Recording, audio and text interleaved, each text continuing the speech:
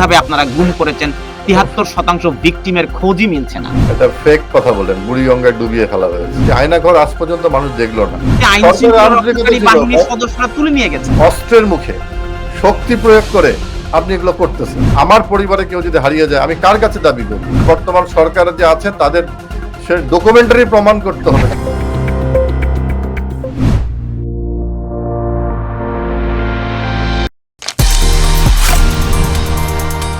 IPCO brand selects only the best products for our customers.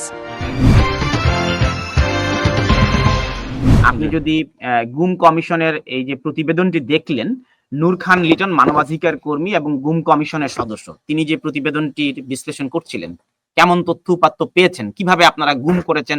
৭৩% ভিকটিমের খোঁজই মিলছে না। উনি তো পলিটিক্যাল একটা বক্তব্য দিলেন, টোটালি। এটার মধ্যে কোনো তথ্য নাই। এটা ফেক কথা বলেন, বুড়িগঙ্গায় ডুবিয়ে ফেলা হয়েছে। বুড়িগঙ্গায় ডুবিয়ে ফেলে তো সেই ডেড বডি ভেসে উঠবে একটা সময়। তো তার টোটাল রাষ্ট্রযন্ত্র তাদের হাতে। কোথায় গুম করা হয়েছে? আয়নাঘর আজ পর্যন্ত ৪ মাসে বাংলাদেশের মানুষ আয়নাঘর দেখলো না। আয়নাঘরের যে নিয়ে এত আলোচনা হয়েছে। না, আয়নাঘর ২০০৯ সাল থেকে না, ২০২৪ পর্যন্ত ২০০৯ সালে গুম করলে লাশ কিভাবে ভেসে উঠবে? শুনেন, তখন তো ভেসে ওঠার কথা। যেমন হচ্ছে আপনার নারায়ণগঞ্জের ৭ জনকে হত্যা করা হলো। তারা কিন্তু কিছুদিন পরে তাদের ডেড বডি কিন্তু পাওয়া গেছে শীতলক্ষ্যায়। হ্যাঁ, ভেসে উঠেছে। আমি বলি যে আয়নাঘরের কথা বলা হয়েছে, সে আয়নাঘর আজ পর্যন্ত মানুষ দেখলো না। আয়নাঘরের একটা সচিত্র প্রতিবেদন তো বাংলাদেশের মানুষকে দেখানো উচিত ছিল। আয়নাঘর তো আজ পর্যন্ত দেখলো না, শুধু কথার কথা বলে যাওয়া হলো। এই যে গদবাঁধা কথা বলে দেওয়া হলো, আমরা তো এই কথা শুনতে চাই না। যে গুম হয়েছে, কারা করেছে, কিভাবে হয়েছে, আপনার প্রমাণ করেন। সরকার এটার সঙ্গে জড়িত কিনা। তিনি রাষ্ট্রযন্ত্র বলে দিলেন, তিনি একটা কথা যে সর্বোচ্চ জায়গা থেকে। শুনেন, এগুলো আমরা ৭৫-এ ১৫ই আগস্টে বঙ্গবন্ধুকে যখন হত্যা করা হয়েছিল সপরিবারে, আমরা দেখেছি আওয়ামী লীগকে এবং ওই পরিবারকে কিভাবে মেলাইন করা হয়েছে। কিন্তু একটা কথাও সত্য হয়নি। জনগণ এটা বিশ্বাস করেনি বলে আওয়ামী লীগ আবার ক্ষমতায় ফিরে এসেছে এবং জনগণ আওয়ামী লীগকেই সবচেয়ে নিরাপদ মনে করে। আজকে একইভাবে ৭৫-এর পরে যে মেলাইন করার চেষ্টা করা হয়েছে আওয়ামী লীগকে, একইভাবে আজকে ৭৫-এর পরে আওয়ামী লীগকে, প্রধানমন্ত্রীর পরিবারকে, আওয়ামী লীগকে আজকে মেলাইন করার চেষ্টা করা হচ্ছে এবং তাদেরকে বিভক্ত করার চেষ্টা হচ্ছে। এটা ৭৫-এর পরে একই ঘটনা হয়েছে।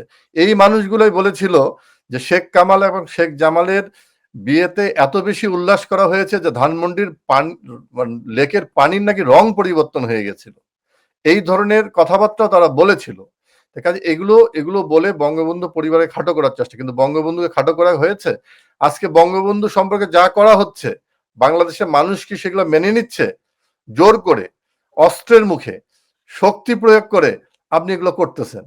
না, আমরা আপনার বলা পরিবারের হচ্ছে সদস্যরা অভিযোগ করছে বলছেন। এখানে হ্যাঁ, গুম কমিশনের প্রতিবেদনটি আমরা বিবিসি বাংলার যেটি দেখলাম এবং গুম কমিশনের সদস্য যেটি বললেন, হ্যাঁ, সেখানে তো ডেফিনেটলি ভিকটিমের পরিবার, আপনি ভিকটিমের এখানে পরিবাররা তো সেখানে উপস্থিত। না, একটা ব্যর্থতা আছে। সেটা কি? আপনি যখন সরকার পরিচালনা করবেন, তখন যদি কোনো নাগরিক যদি কোনো এই ধরনের বিপদের মধ্যে পড়ে, এই ধরনের হারিয়ে যায় বা গুম হয়, যেটাই বলেন না কেন, সরকারের দায়িত্ব থাকে সেখানে নিরাপত্তা দেওয়া। সেই জায়গাটায় আপনার ঠিক আছে কথাগুলো। যারা হারিয়ে গেছে তাদের পরিবারগুলো তো সরকারের কাছে দাবি করবে। কার কাছে দাবি করবে? অবশ্যই আইন শৃঙ্খলা রক্ষাকারী বাহিনীর কাছে দাবি করবে। আমার পরিবারে কেউ যদি হারিয়ে যায়, আমি কার কাছে দাবি করব? আমি সরকারের কাছে দাবি করব। এটা না, ঠিক কিন্তু আছে। তাদের তো কিন্তু হ্যাঁ, ভিকটিমের পরিবারের অভিযোগ তো এর আপনি এই দেখেন তাদেরকে আইন সরকারের শৃঙ্খলা আন্তরিকতা রক্ষাকারী ছিল। বাহিনীর সদস্যরা তুলে নিয়ে গেছেন। বর্তমান যে আমাদের উপদেষ্টা আছে রেজওয়ানা, এখানে র্যাবের নাম এসেছে এবং র্যাব রেজওয়ানা বিলুপ্তির তাকে গুম করা হয়েছিল। ফান্ডামেন্টালিস্টরা গুম করেছিল তখন, আমি যতটুকু জানি। তাকে সরকারই কিন্তু উদ্ধার করে তার স্ত্রীর কাছে, তার পরিবারের কাছে ফেরত দিয়েছিল সেই সময়। এরকম অসংখ্য উদাহরণ আছে। যারা এরকম হারিয়ে গেছে, গুম হয়ে গেছে বা যাদেরকে অপহরণ করা হয়েছে, তাদেরকে আবার ওই অপহরণকারীদের কাছ থেকে তুলে নিয়ে আসা। অনেককে পারা যায়নি, অনেকে হারিয়ে গেছে। হ্যাঁ, এটার দায় কখনো সরকার এড়াতে পারে না। অবশ্যই এখানে এটা সরকারের যদি আপনি দুর্বলতা বলেন, ব্যর্থতা বলেন, অবশ্যই আছে। তবে এগুলো তদন্তের বিষয় আছে যে সরকার এটার সঙ্গে জড়িত কিনা। এই গুম কমিশন বলেন, বর্তমান সরকার যে আছে তাদের সে ডকুমেন্টারি প্রমাণ করতে হবে। শুধু বললে হবে না। একটা মামলা দিয়ে এই ২৭২টা মামলা দিয়ে হত্যাকাণ্ডের আসামি বানাবেন। এই ধরনের ফেক মামলা দিয়ে যেন গুমের এই ঘটনাকে আবার ফেক বানিয়ে দেওয়া না হয়।